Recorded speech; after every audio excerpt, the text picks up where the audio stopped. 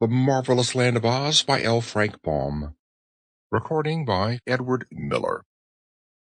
Chapter 1. Tip manufactures a pumpkinhead. In the country of the Gillikins, which is at the north of the Land of Oz, lived a youth called Tip.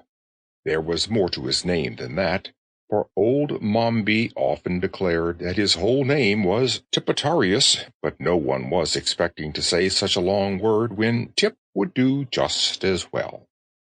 The boy remembered nothing of his parents, for he had been brought when quite young to be reared by the old woman known as Mombi, whose reputation, I am sorry to say, was none of the best, for the Gillikin people had reason to suspect her of indulging in magical arts, and therefore hesitated to associate with her.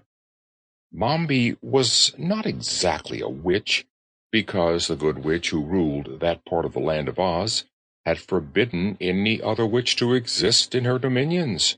So Tip's guardian, however much she might aspire to working magic, realized it was unlawful to be more than a sorceress, or at most a wizardess.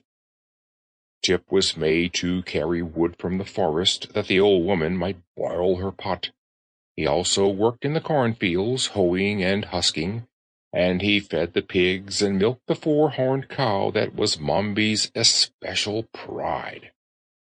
But you must not suppose he worked all the time, for he felt that would be bad for him.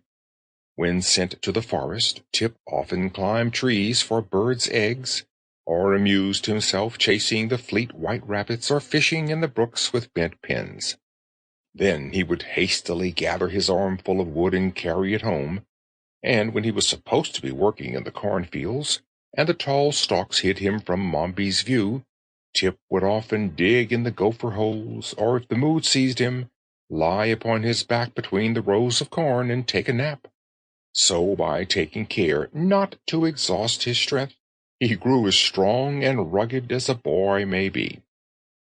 Mombi's curious magic often frightened her neighbors, and they treated her shyly yet respectfully because of her weird powers.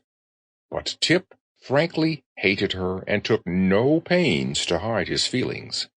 Indeed, he sometimes showed less respect for the old woman than he should have done, considering she was his guardian.